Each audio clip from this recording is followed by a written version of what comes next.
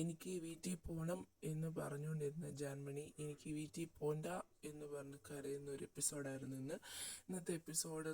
Totally നോക്കുവാണെങ്കിൽ നമ്മൾ പ്രേക്ഷകർ മോയെ ഒരു എപ്പിസോഡായിരുന്നു.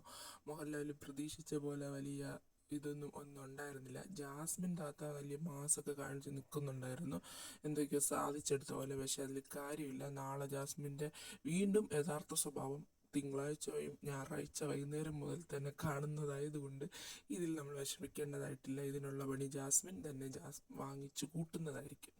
പിന്നെ അടുത്ത് നമ്മുടെ സിബിന് ഒരു പണി മോഹൻലാൽ കൊടുത്തിട്ടുണ്ട്. അതിലും വിഷമിക്കേണ്ട കാര്യമില്ല. ഇതിൻ്റെ പുറകിൽ എന്തൊക്കെയോ ചീഞ്ഞ് നാറുന്നുണ്ട്. ബിഗ് ബോസും എന്തൊക്കെയോ കളികൾ പ്ലാൻ ചെയ്യുന്നത് പോലെ തോന്നുന്നുണ്ട്. ഇത് സിബിൻ എന്തായാലും അടങ്ങിയിരിക്കത്തില്ല. സിബിൻ ഉടനെ തന്നെ പുതിയ ഗെയിമിലോട്ട് ഇറങ്ങാൻ ചാൻസ് ഉണ്ട്. മൊത്തത്തിൽ ഇന്നത്തെ വീക്കെൻഡ് എപ്പിസോഡ് മോയെ ആയിരുന്നു. പ്രേക്ഷകർക്ക് അതുപോലെ തന്നെ ഇതിനകത്ത് ഭയങ്കര ഇൻജസ്റ്റിസ് ആയിട്ടുള്ള കുറേ കാര്യങ്ങളൊക്കെ നടന്ന പോലെ ഫീൽ ചെയ്തു. ഭയങ്കര ഫേവറിസം ഉള്ള പോലത്തെ സംസാരങ്ങളൊക്കെ ഫീൽ ചെയ്തു.